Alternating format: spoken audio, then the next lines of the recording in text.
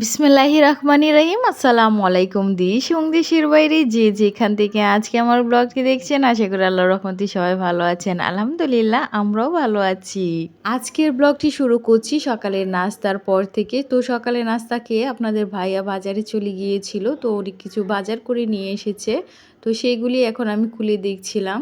তো দেখে নিচ্ছিলাম যে দুটি ফুলকপি নিয়ে এসেছে, মুরগির মাংস নিয়ে এসেছে এবং মাছ নিয়ে এসেছে। আর আজকের এই ব্লগটির মধ্যে একটি গুরুত্বপূর্ণ টিপস থাকবে, তো অবশ্যই ব্লগটি প্রথম থেকে শেষ পর্যন্ত দেখবেন, মিস করবেন না।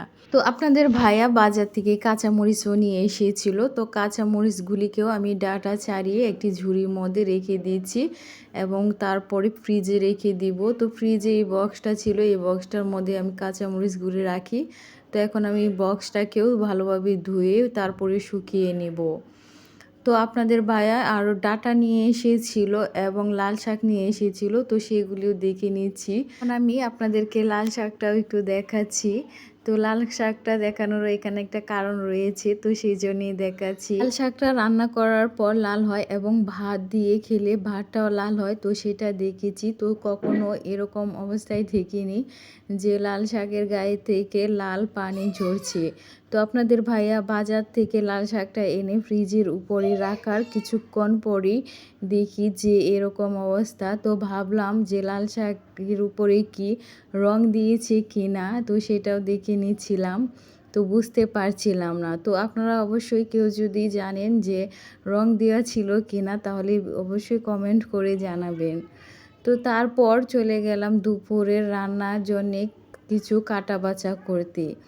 তো প্রথমে আমি ফুলকপিগুলিকে কেটে নিয়েছিলাম। তো ফুলকপি দিয়ে আজকে ফুলকপি, আলু এবং টমেটো দিয়ে মাছ রান্না করব। তো তার জন্যে ফুলকপিগুলিকে আগে কেটে নিচ্ছি। তো প্রতিদিনের মতো আজকেও আপনাদের কাছে আমার একটি রিকোয়েস্ট, আমার এই ব্লগটি যদি প্রথম থেকে শেষ পর্যন্ত দেখে সামান্যতম পরিমাণের ভালো লেগে থাকে, তাহলে প্লিজ একটি লাইক এবং সাবস্ক্রাইব করবেন। আর কমেন্ট বক্সে অবশ্যই আপনাদের মূল্যবান মতামতটি জানিয়ে আমার পাশেই থাকবেন। তো এর মধ্যে ফুলকপিটা কেটে নিয়েছি এবং ফুলকপির মাঝখানে যে অংশটা থাকে তো সেটাও কেটে নিয়েছি। তো এটা খেতে আমার কাছে খুবই ভালো লাগে, তো তার জন্য এটা নিয়ে নিয়েছি। তো আপনারা অবশ্যই কমেন্ট করে জানাবেন যে কে কে এটা পছন্দ করেন। তো এখন আমি আলুগুলিকেও কেটে নিয়েছি, কারণ আলু দিয়ে ফুলকপি এবং টমেটো দিয়ে রান্না করব, তো তার জন্য আলুটা কেটে নিয়েছি। তো আলুটা কেটে নিয়ে তারপরে শাকগুলি ভেজে ফ্রিজে রেখে দিব, কারণ শাকটা আমি সকালে রান্না করব, দুপুরে আমি শাক রান্না করি না। সকালে গরম ভাত দিয়ে শাক খেতে খুব ভালো লাগে, তার জন্যে। তো এখন আমি ডাঁটাগুলিকেও কেটে নিয়েছি, কারণ আজ দুপুরে ডাঁটা দিয়ে মাছ দিয়ে একটি তরকারি রান্না করব, তো তারই জন্যে। তো অফ ক্যামেরার মধ্যে আমি বাকি কাজগুলি করে নিয়েছি। এখানে আমি লাল শাকটা বেছে নিয়েছি এবং ডাঁটা শাকও বেছে নিয়েছি, আর অন্য তরকারিগুলোও কেটে নিয়েছি। তো ভিডিওর শুরুতেই বলেছিলাম যে আপনাদের সাথে একটি গুরুত্বপূর্ণ টিপস আমি শেয়ার করব। তো সেই টিপসটি হচ্ছে কাঁচামরিচের টিপস। তো এর আগে দেখতেই পেরেছেন যে আমি বক্সটি দেখিয়েছিলাম যে ধুয়ে পরিষ্কার করে শুকিয়ে তারপরে এর মধ্যে কাঁচামরিচ রাখবো। তো এখন বক্সটা শুকিয়ে গিয়েছে, এখন আমি কাঁচামরিচগুলি রেখে দিচ্ছি। আর কাঁচামরিচগুলিও আমি বেশ কিছুক্ষণ এই ঝুড়িটার মধ্যে রেখে দিয়েছিলাম। তো কাঁচামরিচের গায়েও যে পানিটা ছিল শুকিয়ে গিয়েছে। তাতে করে এভাবে ফ্রিজে রেখে দিলে অনেক দিন যাবৎ কাঁচামরিচগুলি খাওয়া যায়, ফ্রিজ থেকে নিয়ে একটি কাঁচামরিচও নষ্ট হয় না।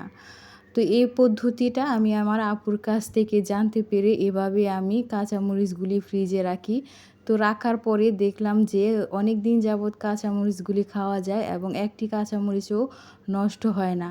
তো তার জন্যে ভাবলাম যে আপনাদের সাথে এই গুরুত্বপূর্ণ টিপসটা শেয়ার করি, কারণ কাঁচামরিচের তো অনেক দাম থাকে। তো এইভাবে কাঁচামরিচ, এত দামি কাঁচামরিচ নষ্ট হলে নিজের কাছেও খারাপ লাগে এবং সংসারেও অনেকটা টাকা ব্যয় হয়। তো তার জন্যে আপনাদের সাথে এটা আমি শেয়ার করেছি। তো অবশ্যই আপনারা এই টিপসটা বাসায় একবার ফলো করে দেখবেন, দেখে কমেন্ট করে অবশ্যই জানাবেন যে আপনাদের এটা উপকারে এসেছে কিনা। তো এখন আমি কাঁচামরিচের বক্সটা ফ্রিজে রেখে দিচ্ছি, দিয়ে তারপর আমি অফ ক্যামেরার মধ্যে দুপুরে রান্নাটা করে নিয়েছিলাম, কারণ আপনাদের ভাইয়া বলছিল যে উনি মাথায় মেহেদি দিবে। তো তার জন্যে। আর এই মেহেদি পাতাগুলি আমার আব্বু আম্মু যখন গ্রাম থেকে আসে তখন গ্রামের বাড়ি থেকে নিয়ে এসেছিল। তো আমার বাবার বাড়িতে একটি মেহেদি গাছ আছে, তো ওই গাছেরই পাতা এগুলি। তো মেহেদি পাতাগুলি আমি মিক্সার জারে মিক্স করে নিয়েছি, নিয়ে তারপর এখানে আমি একটি ডিমের সাদা অংশ নিয়ে নিয়েছিলাম। এর মধ্যে মেহেদিটা দিয়ে দিচ্ছি, দিয়ে মেহেদিটা এবং ডিমের সাদা অংশটাকে ভালোভাবে মিশিয়ে তারপর আপনাদের ভাইয়ার মাথার চুলের মধ্যে দিয়ে দিব। তো এতে করে চুলের গুঁড়িটাও অনেকটা শক্ত হয় এবং চুলটাও অনেকটা শাইন দেখা যায়। তো তার জন্যে আমি এভাবে আমার নিজের চুলেও দিই এবং আপনাদের ভাইয়ার মাথার চুলের মধ্যেও দিয়ে থাকি। মেহেদি এবং ডিমটাকে ভালোভাবে মিশিয়ে নিয়েছি, নিয়ে এখন হাত দিয়ে আপনাদের ভাইয়ার মাথার চুলের মধ্যে আমি মেহেদিটা দিয়ে দিচ্ছি।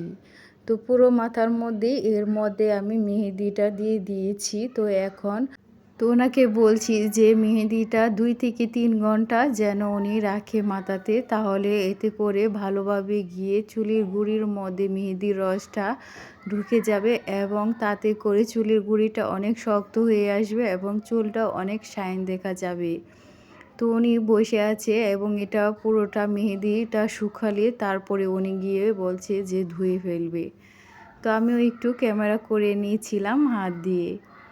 তো তারপর বেশ কিছুক্ষণ ক্যামেরা করে তারপর এটা হচ্ছে সন্ধ্যার ভিডিও। তারপর আর দুপুরে খাওয়া দাওয়াটা ভিডিও করতে পারিনি। তো দুপুরে খাওয়া দাওয়া করে এটা সন্ধ্যার টাইমে আপু এবং আপুর মেয়ে এসেছিল। তো আমরা সবাই মিলে সন্ধ্যার দিকে একটু নাস্তা করে নিচ্ছিলাম। তো এখানে আপেল, পুরি এবং বিস্কিট আর হচ্ছে কফি নিয়ে নিয়েছিলাম আমরা খাওয়ার জন্যে। তো আমরা এক এক করে কফিটা খেয়ে নিচ্ছিলাম। তো এই পর্যন্ত ভিডিও করেছিলাম, আর ভিডিও করতে পারিনি। তো অবশ্যই কমেন্ট করে জানাবেন যে আজকের এই ব্লগ ভিডিওটা আপনাদের কাছে কীরকম লেগেছে। তো আজ ব্লগটি এখানেই শেষ করছি। সবাই ভালো থাকবেন, সুস্থ থাকবেন এবং আমাদের জন্যও দোয়া করবেন। আল্লাহ হাফেজ।